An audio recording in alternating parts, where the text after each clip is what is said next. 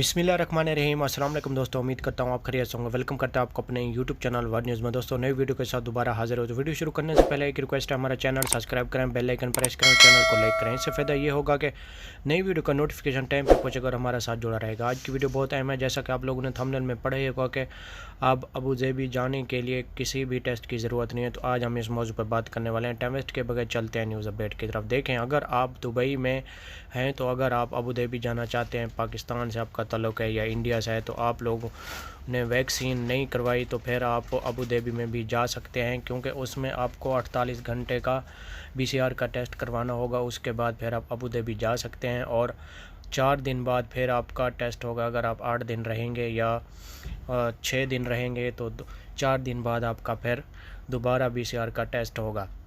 तो अगर उसमें नेगेटिव आता है तो फिर कोई इशू नहीं है। दूसरी बात हम आपको ये बताएं, अगर आप पाकिस्तान से या इंडिया से दुबई के लिए ट्रैवलिंग करना चाहते हैं तो आप लोगों ने कोरोना की एक भी डोज़ नहीं लगवाई तो फिर भी आप दुबई के लिए ट्रैवलिंग कर सकते हैं, लेकिन 2 सूरत में कर सकते हैं। एक तो आपके पास PCR का टेस्ट होना चाहिए, 48 घंटे से पुराना ना हो। दूसरा रैबिट टेस्ट होना चाहिए और तीसरा ICA की अप्रूवल होनी चाहिए जो GTR से मंजूर हो। तो ये चीज़ें आपके पास होनी चाहिए, तो फिर आप दुबई के लिए ट्रैवलिंग कर सकते हैं। अगर आप इंडिया से जाना चाहते हैं या बांग्लादेश से या पाकिस्तान से, अगर आप लोगों ने वैक्सीन नहीं भी करवाई तो फिर भी आप ट्रैवलिंग कर सकते हैं, लेकिन ये चीज़ें आपके पास मुकम्मल होनी चाहिए।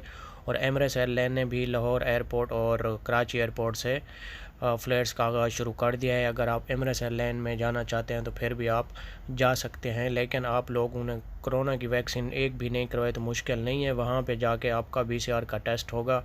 एक टेस्ट इधर से करवा के जाना पड़ेगा 48 घंटे का, एक वहाँ पे जाके होगा।